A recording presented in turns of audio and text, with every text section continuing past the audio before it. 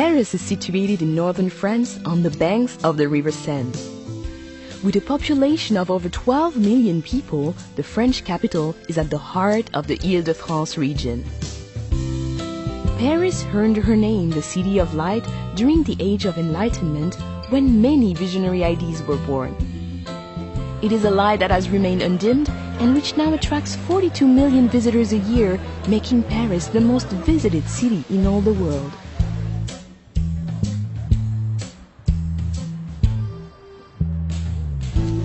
Paris is a city easily explored by metro, taxi and bicycle, but her charms are best found on foot.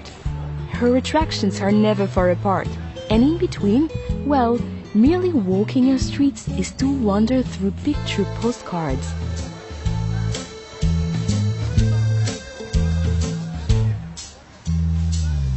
The engine room of Paris is La Défense. This modern business district, filled with light and art, is testimony that Paris is designed for living, even when at work. From the futuristic Grand Arche at La Défense, the 6-mile-long historic axis of Paris leads us back into France's grand past. The Arc de Triomphe, built by Napoleon, rises from the center of Place Charles de Gaulle and offers commanding views of the 12 grand avenues which radiate outwards like a star. From the Arc de Triomphe, the Champs-Élysées continues along the historic axis. This grand avenue is where Parisians come to dine, shop, enjoy the theater, and to celebrate life. Gradually opening into formal gardens and majestic buildings, the Champs-Élysées merges into the largest square in Paris, the Place de la Concorde. Just a short stroll away is the world's greatest treasure house of art, the Musée du Louvre. Once a 14th century palace, today the Louvre is the most visited art gallery in the world. With over 35,000 artworks, her most famous residents are the Mona Lisa and the Venus de Milo. But be warned, this collection of priceless artworks and antiquities is simply too vast to explore in just one day. Not far from the Musée du Louvre stands the Centre Pompidou, displaying the largest collection of modern art in Europe. Parisians are still debating whether this radical design is the vision of a madman or a genius. Notre Dame Cathedral is situated on Île de la Cité, a natural island in the River Seine. Completed in 1345, this Gothic masterpiece, with her flying buttresses and gargoyles, has split center stage to some of the defining moments of French history and literature.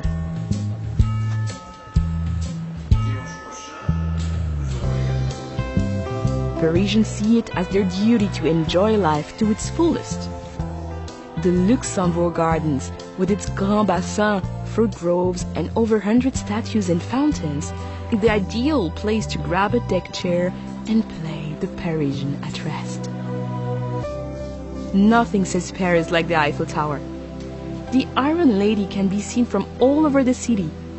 However, nothing can prepare you for the moment when you first stand at her feet, or the views from the top that you will hold dear for a lifetime.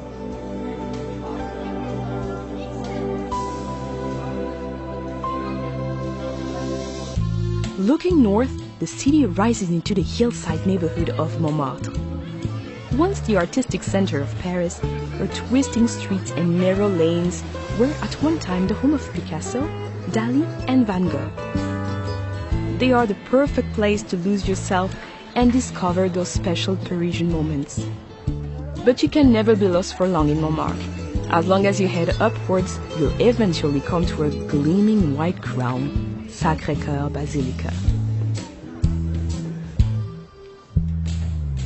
Leave the bustling city behind and step through the gates of the Cimetière du Père-Lachaise. Here, amid the quiet world of birdsong and introspection, you can pay your respects to Jim Morrison, Oscar Wilde, and some of the world's greatest minds from whom Paris is now forever home. Once a day's coach journey from central Paris, the Palace of Versailles is now an easy half-hour train ride away. This magnificent 17th century chateau welcomes everyone, from heads of state to backpackers.